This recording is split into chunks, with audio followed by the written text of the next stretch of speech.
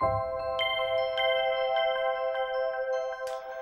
know, it's interesting. I didn't think I had a testimony for myself, but last year, uh, I started second year at UA, University of the West Indies, and my major is geology. And geology requires a lot of field work. Now, when I was in first year, we had a choice between going out in the field on Saturdays and on Sundays. Some people would go out on a Saturday. I would go out on a Sunday. And in second year, the class size reduced by a lot, and it turns out that they opted to keep the field trips on Saturdays that are mandatory.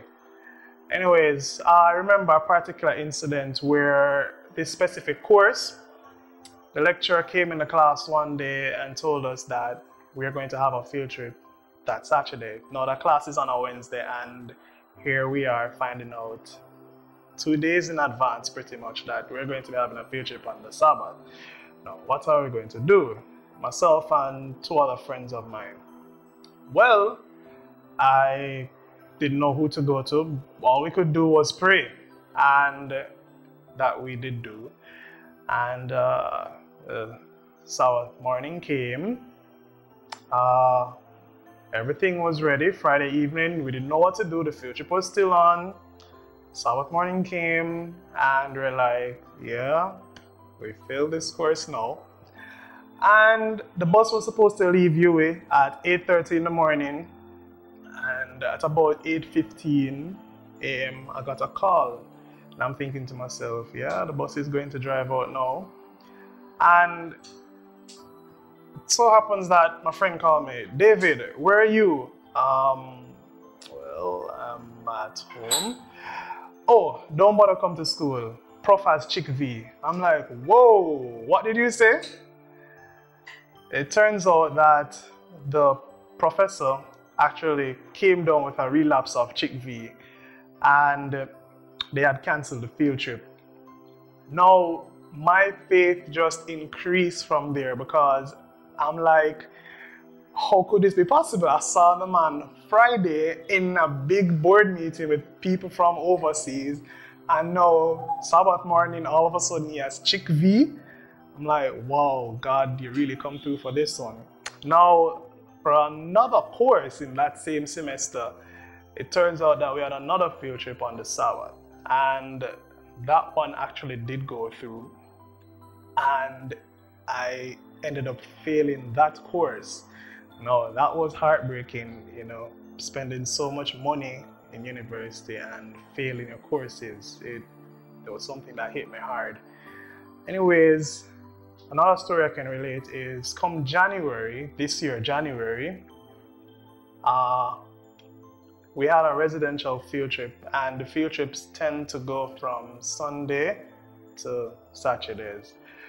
Now, it so happens once again, how I see God come through, that the place, the campsite where we stayed for this field trip, it's owned by the Seventh-day Baptist Church. And as you can imagine, Seventh-day Baptist, they wouldn't want us to be there on the Sabbath. So they had to pack up and go by Friday evening. And that way I wasn't pressured or didn't have to fail any more courses by refusing to do work on the Sabbath. And that course actually continues. And throughout this semester now, we're in class, the professor comes in. Okay, guys, we're going to be having a field trip. We don't know what day it's going to be, but it's going to be on a Saturday. You know, they kind of ridicule us about this now, you know. And I'm like, my friend looks at me, David, what are we going to do? I'm like, brother, just keep calm. God come through once for us. I say we failed one course, but don't underestimate the power of God. And so we went through the semester, the weeks passed, they kept passing, and now exams are finished, and I have not heard one word about that Sabbath field trip that we're supposed to have. Now, when, like, this morning I was even thinking about it, about the struggles I would go through, and two texts come to me, and one of them is from Isaiah 43 verse 2, where it says that when you go through the waters, I will be with you. The rivers, and through the rivers they will not overflow thee. When thou walkest through the fire, they shall not burn thee, and the flames shall not kindle thee. And another one, Psalms 3, where David tells us, or where he sings that, how many are they that rise up against me? And these words just resonate with me so much, whereby I'm in a situation, so much is on the line, I've invested so much time and effort into this thing, and they have told us, one of the lecturers have actually told my friend that we will not graduate.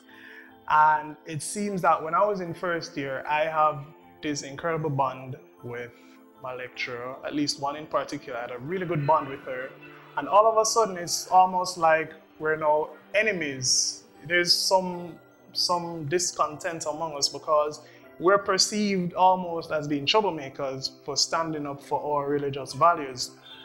And what's so amazing is this Thursday actually, I had a meeting at the Mines and Geology Division. Remember, I'm a geology student at UWI. I feel this discontent with my lecturers, the people who hold my future in the palm of their hands. Well, perhaps I shouldn't say that my future is in God's hand, because I came out of a meeting this Thursday now on a government project where there's three main projects: expanding geology and geological exploration across Jamaica for industrial minerals and some other things. And here I am making connections with persons at an official government organization. And it's just so amazing to know that when I complete my degree, I don't have to go to them for recommendation. I can go to the commissioner of the Mines and Geology Division of Jamaica to get that recommendation to go forth and to do my work. And so